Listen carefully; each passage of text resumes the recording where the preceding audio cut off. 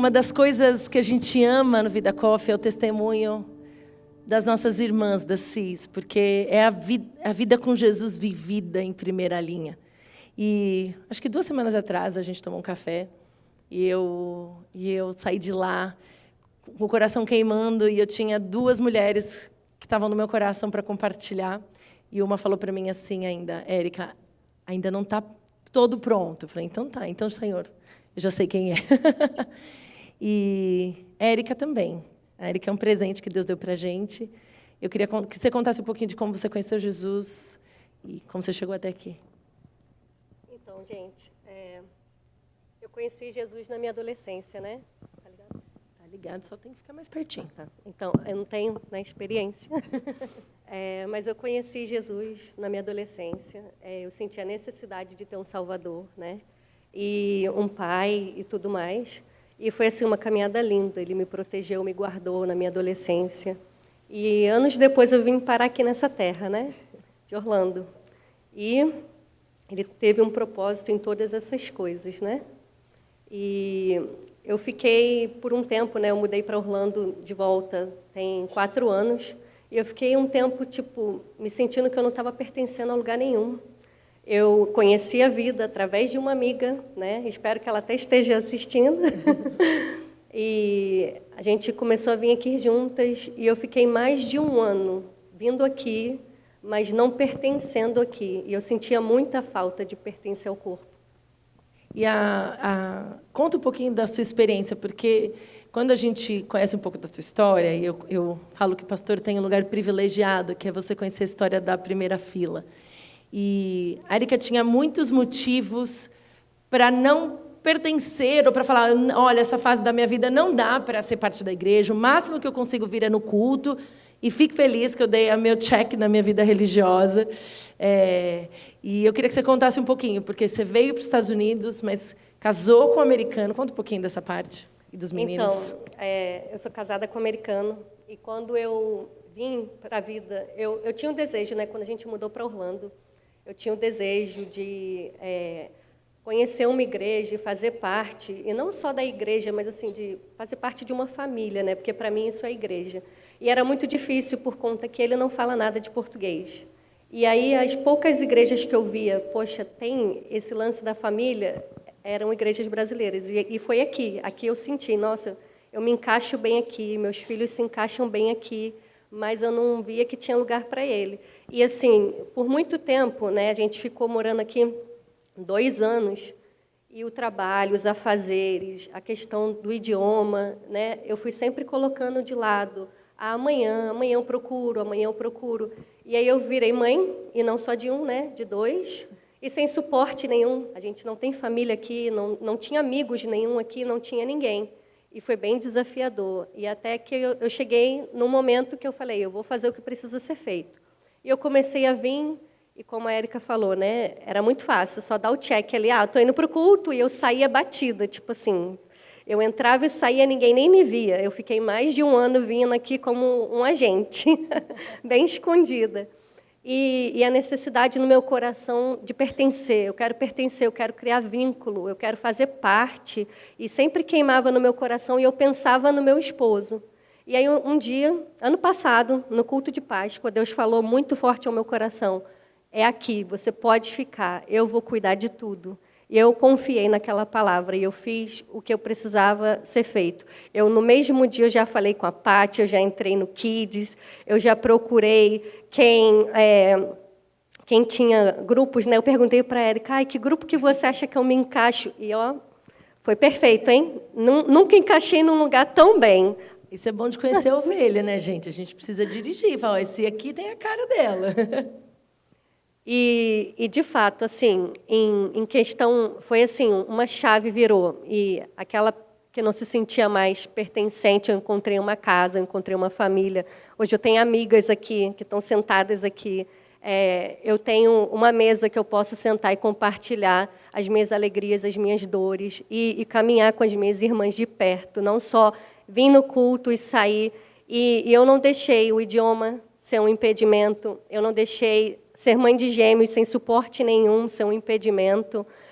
eu fiz o que precisava ser feito e eu tenho colhido muitos frutos disso. Inclusive, o meu esposo, que não entende nada, absolutamente nada de português, o Espírito Santo tem traduzido para ele. Porque quando Deus falou comigo que era para eu ficar, só tinha culto das 4 e ele nunca nem tinha vindo aqui, porque ele trabalha. E Deus multiplicou a igreja e começou a ter 2 cultos. E eu vendo Deus agir, Deus falando, eu estou fazendo. E aí ele começou a vir no culto e eu ficava, meu Deus, mas será que ele vai gostar? Ele não entende nada. E começou a ter tradução no das 4, mas não no das 6. E eu comecei a perceber que ele falava comigo, o que foi falado hoje? Eu falava, hoje falou sobre maturidade. Eu sabia, eu senti que Deus falou comigo, essa palavra era para mim. E no final do ano passado, ele chegou para mim e falou assim, eu estou pronto, eu quero me batizar. E não é sobre o que eu tenho para ganhar. Como que ele disse para mim? Não é sobre, tipo, o que eu tenho a perder, né? Vou me batizar, mas é o que eu tenho a ganhar. Então, assim, Deus, mais uma vez, Ele foi fiel, né? Ele me guiou e Ele me sustentou para fazer o que precisava ser feito e eu hoje estou colhendo frutos. Meus filhos ainda nem falam e eles amam vir para a igreja. Eles amam ficar na salinha, eles são ministrados ali. Eles estão criando vínculos aqui também. O meu esposo, que a grande maioria daqui nem consegue se comunicar com ele, mas ele se sente que ele faz parte. E ele tem o melhor tradutor de todos, o Espírito Santo.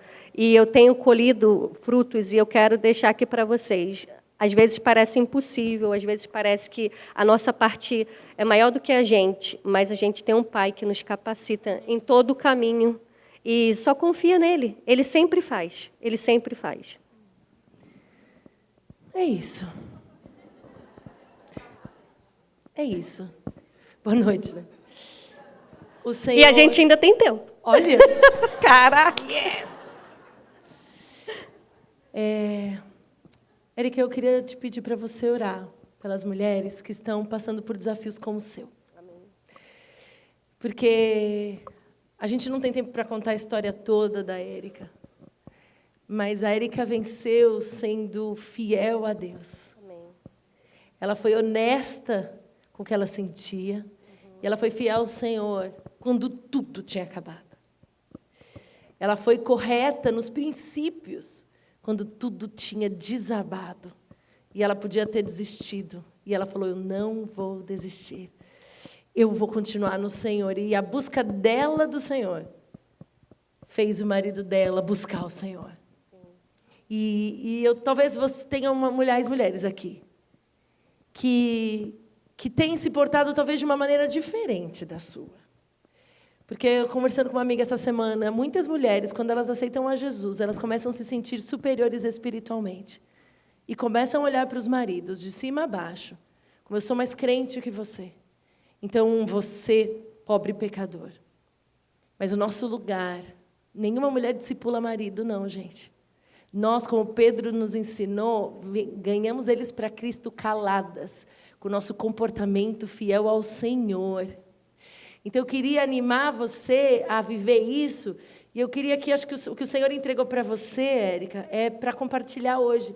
E orar por mulheres que estão se sentindo, talvez, incapazes de viver um casamento em que a família toda está. E que tem, talvez, colocado desculpa no marido que ainda não conhece a Jesus completamente, talvez com o marido que não fala o idioma, talvez com os filhos. A fase dos meus filhos, eu não posso ir para a igreja, eu não posso pertencer. Gente, para vocês terem uma ideia do que Deus está fazendo, Ele está sendo discipulado em inglês.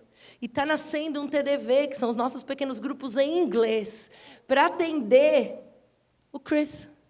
Porque ele é parte do corpo. E ninguém sabia disso. Não foi nada combinado, foi Deus que foi fazendo. Eu, em nenhum momento, cheguei para os pastores e falei assim, olha, vamos tentar ter alguém para traduzir. E eu não fico traduzindo para ele. E eu não fico pregando para ele, mas o que a Érica falou é, de fato, quando eu entendi, eu já atrapalhei muito a caminhada do meu esposo.